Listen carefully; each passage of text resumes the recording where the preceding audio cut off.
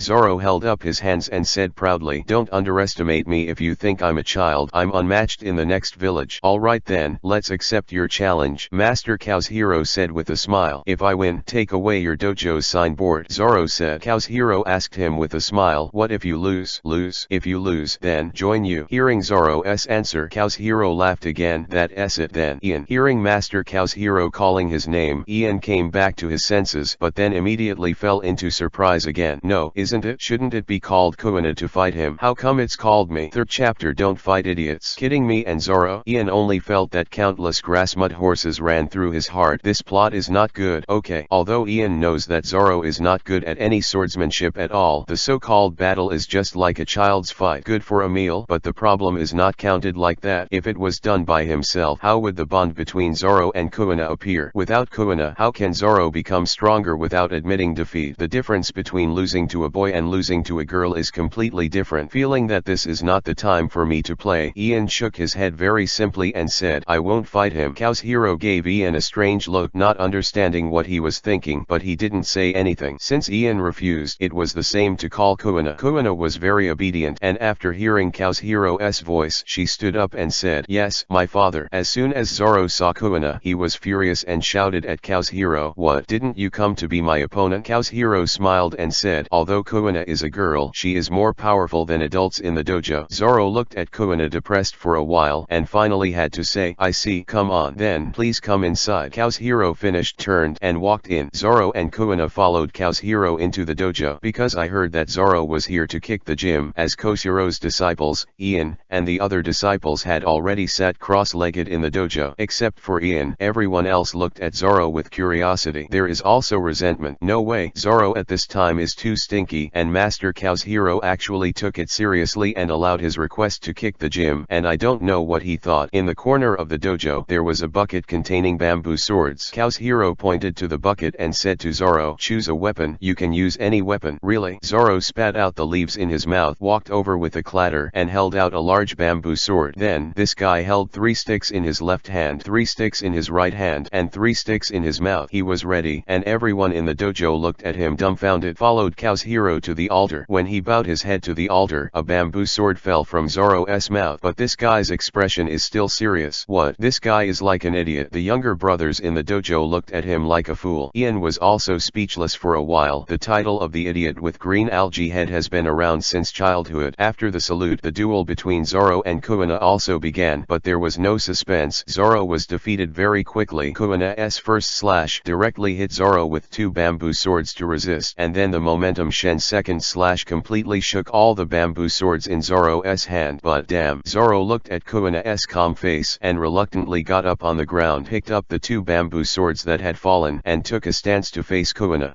Kazuhiro was a little surprised when he saw this scene. He didn't expect Zoro to be so resilient and even have the courage to fight in the face of the huge gap in strength with Kuina. Kuina was also a little surprised because Zoro's current posture turned out to be a standard Deo style stance, so she asked aloud, have you learned Deo style swordsmanship? No way, Zoro said viciously. Today is my first time holding a bamboo sword. First time? Master Kazuhiro repeated with a smile on his face. Ian knew what Master Kazuhiro was thinking. The first time he took a bamboo sword, he was able to pose as a 2-sword swordsman without a teacher. Zoro's green algae-headed idiot with his talent in swordsmanship is probably the same as Kuina's. Comparable. At this time, Zoro didn't know what Kazuhiro and Ian were thinking, and he was staring at Kuina closely. Damn, I am very strong, and I will become stronger in the future. How could it be possible to lose to a woman here? With unconvinced thoughts, Zoro yelled, rushed towards Kuina, and then he was slashed in the face by Kuina with a slashing sword. Okay, it looks so painful. The disciples of the dojo couldn't help but tremble after seeing this scene. Why doesn't he hide? Blah blah blah. Zoro fell, and the ground shook twice. Ian covered his face for a while. This idiot was like a wild boar, rampaging, thinking he could beat Kuina by brute force. There is no technical content at all, so it's strange if you don't lose. 1 point. That's it. Master Kazuhiro made a sound to end the competition, and Zoro, the green algae-headed idiot, could no longer hear him. He was lying on the ground with a red mark on his face, and Kuina stuck the bamboo sword in him. In front of him, he said, obviously you are a layman and want to play 2 swordsmanship. You are still 10 years early. Zoro woke up and turned around. Hearing this, he couldn't help grasping Kuina's bamboo sword. Still unconvinced, Kuina frowned and said, why, do you want to compete again? However, what I didn't expect was that this guy Zoro was also a bachelor, saying, damn, if you lose, you lose. Master Kazuhiro smiled and praised, it's very simple. Not bad. Then, I'll join you. Do you have any comments? Zoro sat up and asked Kazuhiro with his arms folded. No. Kazuhiro shook his head, recognizing him as a disciple. Kuina ignored him, turned around and wanted to leave, but at this moment, Zoro suddenly said, I will practice hard, and then I will definitely beat you. You remember it for me. When I said this, there was still a nosebleed on the nose of the green algae-head idiot. There won't be such a day, Kuina said with a cold face, turned and left. Ian, take him down and treat his injuries, Kazuhiro said. Ian nodded, got up and walked to Zoro's side, saying, come with me. Zoro guessed that his nose was sore, so he didn't have a stubborn temper, and followed Ian away obediently. In the back wing, Ian found the medicine, wiped off Zoro's nosebleed, and then took out cotton wool to plug his nostrils. Who is that woman? Zoro asked Ian. She is Kuina, the daughter of Master Kazuhiro. Ian replied, my sister, your future sister.